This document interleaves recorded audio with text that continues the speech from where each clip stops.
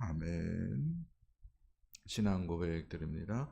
전능하사 천지를 만드신 하나님 아버지를 내가 믿사오며 그 외아들 우리 주 예수 그리스도를 믿사오니 이는 성령으로 잉태하사 동정녀 마리아에게서 나시고 본디오 빌라도에게 고난을 받으사 십자가에 못 박혀 죽으시고 장사한 지 사흘 만에 죽은 자 가운데서 다시 살아나시며 하늘에 오르사 전능하신 하나님 우편에 앉아 계시다가 저희로서 산자와 죽은 자를 심판하러 오시리라. 성령을 믿사오며 거룩한 공회와 성도가 서로 교통하는 것과 죄를 사하여 주시는 것과 몸이 다시 사는 것과 영원히 사는 것을 믿사옵나이다. 아멘. 하나님 아버지 감사합니다. 오늘도 우리 생명 연장시켜 주시고 이 아침에도 깨워주시고 불러주셔서 먼저 하나님께 우리의 첫 시간 드리게 하시오니 감사 찬양 올립니다. 우리 허물 죄악들 주님을 이신 십자가에 보배 피로 덮어주시옵시고 우리 사랑하는 성도들 이렇게 눈이 오는 와중에서도 새벽을 깨우며 하나님 앞에 나와 싸우니 하나님 하늘의 문을 열어주옵소서. 믿음으로 성령으로 하늘의 은혜로 충만케 하여 주시옵시고 또 간구하는 선한 소원들을 응답하여 주옵소서. 하나님 말씀 듣기 원합니다.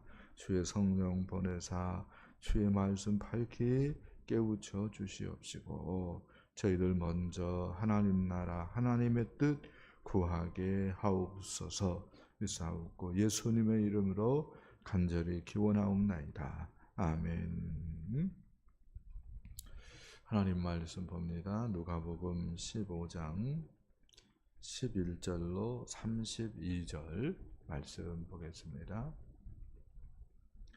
또 이르시되 어떤 사람에게 두 아들이 있는데 그 둘째가 아버지에게 말하되 아버지여 재산 중에서 내게 돌아올 분깃을 내게 주소서 하는지라 아버지가 그 살림을 각각 나눠 주었더니 그 후 며칠이 안 되어 둘째 아들이 재물을 다 모아 가지고 먼 나라에 가 거기서 호랑방탕하여 그 재산을 낭비하더니 다 없앤 후 그 나라에 크게 흉년이 들어 그가 비로소 궁핍한지라 가서 그 나라 백성 중 한 사람에게 붙여 사니 그가 그를 들로 보내어 돼지를 치게 하였는데 그가 돼지 먹는 쥐업 열매로 배를 채우고자 하되 주는 자가 없는지라 이에 스스로 돌이켜 이르되 내 아버지에게는 양식이 풍족한 품꾼이 얼마나 많은가. 나는 여기서 줄여 죽는구나. 내가 일어나 아버지께 가서 이르기를 아버지 내가 하늘과 아버지께 죄를 지었사오니 지금부터는 아버지의 아들이라 일컬음을 감당하지 못하겠나이다. 나를 품꾼의 하나로 보소서 하리라 하고 이에 일어나서 아버지께로 돌아가니라. 아직도 거리가 먼데 아버지가 그를 보고 측은히 여겨 달려가 목을 안고 입맞추니 아들이 이르되 아버지 내가 하늘과 아버지께 죄를 지었사오니 지금부터는 아버지 아들이라 일컬음을 감당하지 못하겠나이다 하나 아버지는 종들에게 이르되 제일 좋은 옷을 내어다가 입히고 손에 가락지를 끼우고 발에 신을 신기라. 그리고 살진 송아지를 끌어다가 잡으라. 우리가 먹고 즐기자.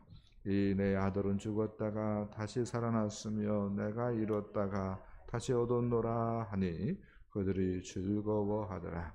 맏아들은 밭에 있다가 돌아와 집에 가까이 왔을 때에 풍악과 춤추는 소리를 듣고 한 종을 불러 이 무슨 일인가 물은데 대답하되 당신의 동생이 돌아왔음에 당신의 아버지가 건강한 그를 다시 맞아들이게 됨으로 인하여 살진 송아지를 잡았나이다 하니 그가 노하여 들어가고자 하지 아니하거늘 아버지가 나와서 권하는데 아버지께 대답하여 이르되 내가 여러 해 아버지를 섬겨 명을 어김이 없거늘 내게는 염소 새끼라도 주어 나와 내 벗으로 즐기게 하신 일이 없더니 아버지의 살림을 장녀들과 함께 삼켜버린 이 아들이 돌아오매 이를 위하여 살진 송아지를 잡으셨나이다. 아버지가 이르되 예 너는 항상 나와 함께 있으니 내 것이 다 내 것이로되 이 내 동생은 죽었다가 살아났으며 내가 잃었다가 얻었기로 우리가 즐거워하고 기뻐하는 것이 마땅하다 하니라. 아멘. 오늘 말씀은 우리가 너무나도 잘 아는 말씀이지요. 아버지의 사랑 이야기, 두 아들을 둔 아버지의 사랑 이야기, 이렇게 이야기할 수가 있겠습니다. 오늘 본문은 먼저 둘째 아들의 무례한 요구로부터 시작이 되어지고 있습니다. 말씀을 봅시다. 우리 12절, 13절 말씀 보겠습니다. 그 둘째가 아버지에게 말하되 아버지여 재산 중에서 내게 돌아올 분깃을 내게 주소서 하는지라. 아버지가 그 살림을 각각 나누어 주었더니 그 며칠이 안 되어 둘째 아들이 재물을 다 모아가지고 온 나라에 가 거기서 호랑방탕하여 그 재산을 낭비하더니. 아멘. 둘째가 이렇게 얘기하고 있습니다. 아버지여 재산 중에서 내게 돌아올 분깃을 내게 주소서. 무슨 얘기죠? 나 하고 싶은 대로 살고 싶습니다. 그런 얘기죠. 나 하고 싶은 대로 살고 싶습니다. 그래서 재산을 나누어 주었을 때에 며칠이 안 되어서 둘째가 재산을 다 모아가지고 먼 나라에 가죠. 먼 나라에 가죠. 그러니까 아버지 곁을 어떻게 한 거예요? 아버지 곁을 떠난 것입니다. 이유는 정말로 자기 하고 싶은 대로 살고 싶었기 때문이겠죠. 이렇게 죄가 뭐냐라고 하는 질문을 던질 때에 둘째가 우리에게 잘 가르쳐 준다, 이렇게 말을 할 수가 있겠습니다. 죄는 이렇게 자기 중심성, 하나님도 싫다, 나하고 싶은 대로 살아야겠다, 그게 죄의 본질이다, 이렇게 말씀을 할 수가 있겠습니다.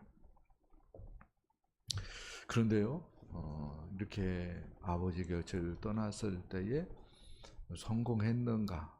아니다고 얘기를 하고 있습니다.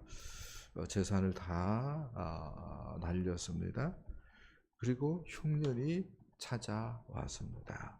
그래서 정말로 죽기보다 싫은 일을 하게 되어서요, 돼지 치는 일을 하게 되었습니다. 돼지를 치면서 먹고는 살아야겠다라고 하는 생각을 했을 것 같은데 너무나도 어려우니까 돼지를 치고 살아감에도 불구하고 돼지 먹는 쥐엄 열매를 먹고 싶어도 해결이 안 되는 거였어요. 완전히 극빈자가 되어진 거죠. 그러다가 생각을 합니다. 아버지에게는 양식이 풍족한 품꾼이 얼마나 많은가. 이것은 개죽음 같은데, 그런 생각이 들어가지고 아버지에게로 돌아갈 생각을 하죠. 자, 말씀 한번 볼까요? 18절, 19절 말씀을 보겠습니다. 시작. 내가 일어나 아버지께 가서 이르기를 아버지 내가 하늘과 아버지께 죄를 지었사오니 지금부터는 아버지 아들이라 일컬음을 감당하지 못하겠나이다. 나를 품꾼의 하나로 보소서 하리라 하고. 20절 이에 일어나 아버지께로 돌아가니라. 아멘. 회개가 뭔가 이렇게 얘기할 수 있습니다. 고통 때문에. 그러니까 고통은, 환난은 우리로 하여금 하나님께로 돌아가도록 하는 발판이 되어집니다. 그 고통이 왔을 때에 스스로 돌이키는 거죠. 뉘우치는 것입니다. 그리고 거기에 맞는 결단을 하고 하나님께 돌아오는 것, 이게 회개다라고 얘기할 수가 있겠습니다. 그래서 이 둘째가 회개도 무엇인지를 잘 보여준다, 이렇게 말씀을 할 수가 있겠습니다. 자, 그런데요, 이런 둘째를 간절히 기다리는 사람이 있었습니다. 바로 아버지죠. 그래서 이렇게 시작이 되어집니다. 아버지에 대한 이야기가 20절 중반절부터 한번 봅시다. 아직도 거리가 먼데 아버지가 그를 보고 측은히 여겨 달려가 목을 안고 입을 맞추니. 아멘. 아직도 거리가 먼데 아버지가 눈이 안 좋았지만 아들인 것을 첫눈에 알아보죠. 상거지꼴이 됐을 텐데 그래도 아버지는 아들을 알아봅니다. 그렇게 아들에 대한 간절함이 있었던 거죠. 그래서 아직도 거리가 먼데 달려갑니다. 노인이 달려가면 얼마나 빨리 달려가겠어요. 그러나 아버지 입장에서는 달려갈 수밖에 없는 거예요. 돼지를 쳤으니까 얼마나 몸에서 냄새가 많이 났을까 하는 생각도 해볼 수 있는데 그런 거 중요한 거 아닙니다. 그냥 목을 안고 입을 맞추죠. 그리고 아버지는 아들이 하는 말 중요하게 생각하지 않습니다. 아버지, 내가 하늘과 아버지께 죄를 지었사오니 지금부터는 아버지 아들아 일걸음을 감당하지 못하겠나이다.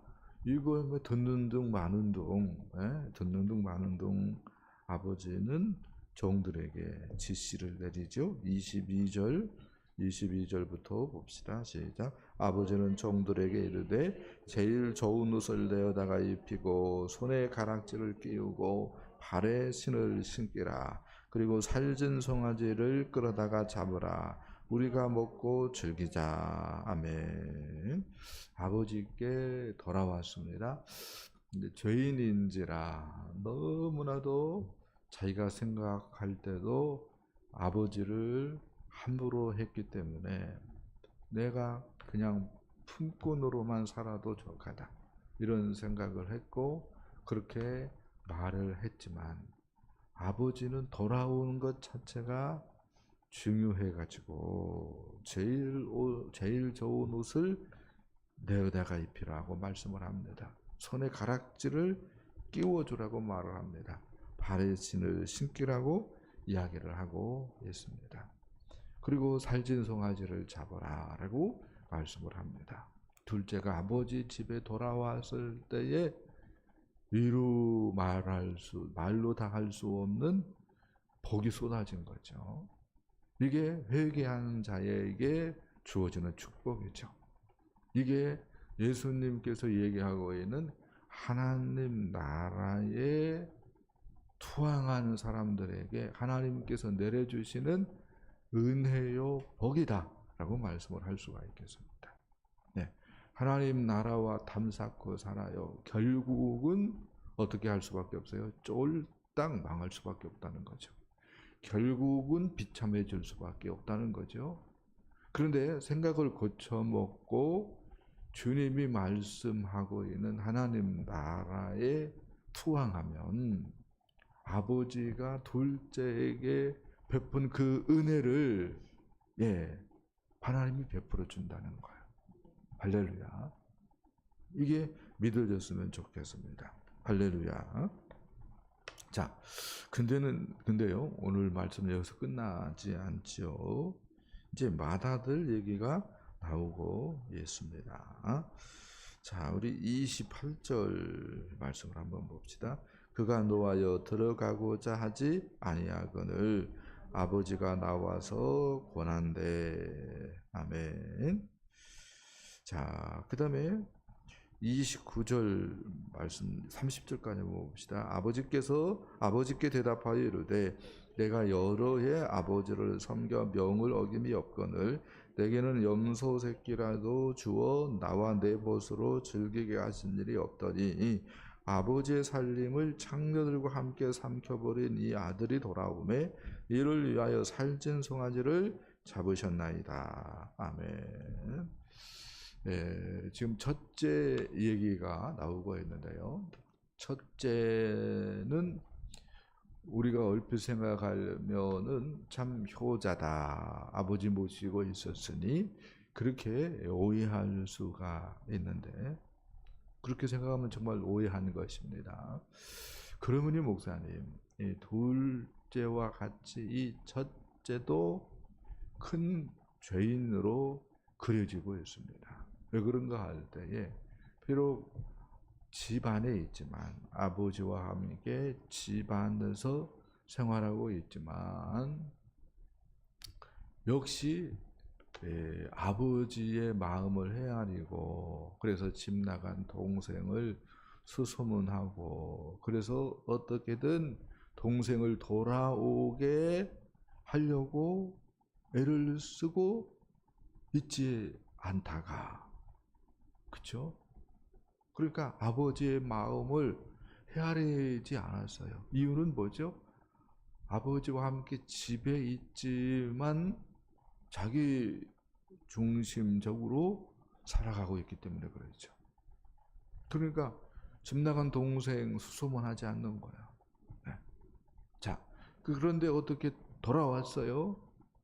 그것을 아버지가 기뻐해서 잔치를 열어 주었어요. 그것에 대해서 이 첫째는 어떻게 반응을 합니까? 그냥 어떻게 반응해요? 그렇게 챙겨가지고 나갔으면은 그걸로 그냥 끝내버려야지. 아버지는 어떻게 그 동생을 아무 일도 없는 것처럼 맞아주고 잔치를 베풀 수 있느냐? 이건 옳지 않다. 즉 둘째에 대하여서 무자비하게 아버지가 반응을 했어야 되는데 그렇게 하지 않고 있다. 그것에 대해서 반기를 지금 드러내고 있다라고 말씀을 할 수가 있겠습니다. 이게 뭐죠? 죄지요. 죄가 하나님께 뭐예요? 반기를 드는 거예요. 근데 첫째 아들이 지금 그렇게 처신을 하고 있다 이거예요. 아버지의 뜻 중요하게 생각하지 않습니다. 그래서 아버지의 마음 헤아리지 않습니다. 비록 아버지와 같은 공간에 있지만 지 하고 싶은 대로 살고 있는 거예요. 그리고 둘째가 돌아왔을 때에 아버지처럼 자비롭게 대하는 것을 자기 스스로 용납하지 않습니다. 아버지도 거기에 대해서 그렇게 해서는 안 된다고 첫째는 생각을 하고 있어요. 그래서 아버지가 권하는데도 울퉁불퉁 못마땅해서 안 들어가고 있습니다. 그러니까 아버지 집은 떠나지 않았지만 똑같이 첫째도 둘째와 같이 죄인이죠. 네, 우리가 이것을 알 수 있다 이렇게 말씀을 할 수가 있겠습니다. 그래서 집안의 탕자다 이렇게 말씀을 할 수가 있겠습니다. 그래요.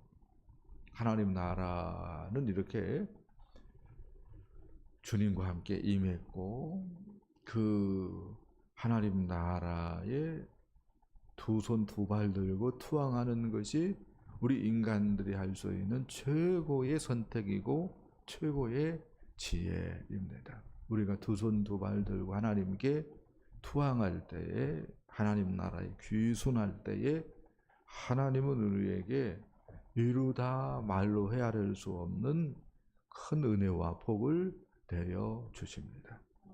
그러나 끝까지 고집 피우고 거절한다면 그 나라의 그 진노, 징벌을 피할 길은 없다. 이렇게 얘기할 수가 있겠습니다. 오늘 이렇게 말씀 보면서 물론 이 바리새인들, 서기관들이 문제가 있다라고 하는 것을 지적을 하죠. 그게 바로 집안의 탕자인 첫째 아들의 모습일 수가 있는데요. 근데 이게 꼭 바리새인들에게만 해당되는 이야기일까? 우리도 하나님 아버지의 마음을 헤아리지 않고 그냥 교육 공동체에 적을 두고 있기 때문에 나는 아무런 문제가 없다. 이렇게 생각을 한다면은 우리가 어떤 관점에서 집안의 탕자인 거죠. 하나님 아버지는 잃어버린 자, 집 나간 자에게 마음이 다 가 있는데 그것에 대해서는 중요한 것이 아니다고 생각을 하고 다른 일에 열심 내고 있다면은 정말로 아버지의 마음을 헤아리지 않았던 첫째 모습인 거죠. 우리가 그러면 안 된다는 거죠. 잃어버린 양들, 집 나간 자식들, 하나님 아버지의 마음으로 찾아야 된다는 것입니다. 할렐루야. 하나 더 얘기한다면요. 생각을 한번 해봤으면 좋겠어요. 첫째하고 둘째하고 만남이 이루어졌을 때에 어떤 대화가 오갔을까? 우리도 마찬가지입니다. 우리도 누군가가 우리 교회에 와요. 그러면 어떻게 반응해야 됩니까? 환영해야 되죠. 그리고 믿음이 연약한 그러한 초신자다, 새가족이다, 그렇게 판단되어지면 어떻게 해야 됩니까? 섬겨줘야 되죠. 할렐루야. 근데 그냥 소 닭 보듯이, 닭 소 보듯이 그렇게 처신한다면 내가 누구예요? 집안의 탕자일 수 있는 거죠. 내가 정말로 하나님 아버지의 마음으로 한 영혼을 볼 수 있느냐. 하나님, 내 눈을 변화시켜 주세요. 우리가 기도해야 할 것입니다. 이렇게 말씀 보면서 죄의 그 근본을 우리가 살필 수 있습니다. 죄는 자기 중심성입니다. 나 하고 싶은 대로 살고 싶다 이거예요. 내가 하나님 자리에 있어야겠다는 거예요. 나도 나이 먹을 만큼 먹었다 이거예요. 그래서 돈만 있으면 나도 나 하고 싶은 대로 좀 해보면서 살아야겠다. 이게 저희의 본질입니다. 어디 있느냐가 중요한 게 아닙니다. 아버지 곁을 떠나서 먼 나라에 가서 자기 하고 싶은 대로 사는 것도 큰 죄고요. 아버지와 같은 공간에 있지만 자기 하고 싶은 대로 그냥 아버지의 관심 1도 두지 않고 아버지의 관심 1도 두지 않고 나 하고 싶은 대로 막 사는 것, 이것도 뭐예요? 죄의 본 모습이죠. 어디 있느냐는 중요하지 않습니다. 세상에 있느냐, 교회에 들어와 있느냐 중요한 거 아닙니다. 정말로 중요한 것은 중심이 바뀌는 거죠. 이제 내 중심이 아니라 하나님 중심이 되어지는 것이고, 아멘. 내 생각 내려놓고 말씀 중심의 삶을 살아야 되는 줄 믿습니다. 오늘 우리의 삶을 좀 점검해 보시고요. 영적으로 하나님과의 거리가 얼마나 되어 있는지 체크했으면 좋겠습니다. 그리고 정말로 하나님 중심으로 회복되어질 수 있도록 그렇게 하나님과의 관계를 바로 하고 이제 하나님 중심의 삶을 살아가는 저와 여러분 되어줄 수 있기를 예수님의 이름으로 축복합니다. 기도합니다. 하나님 감사합니다. 하나님 말씀 들었습니다.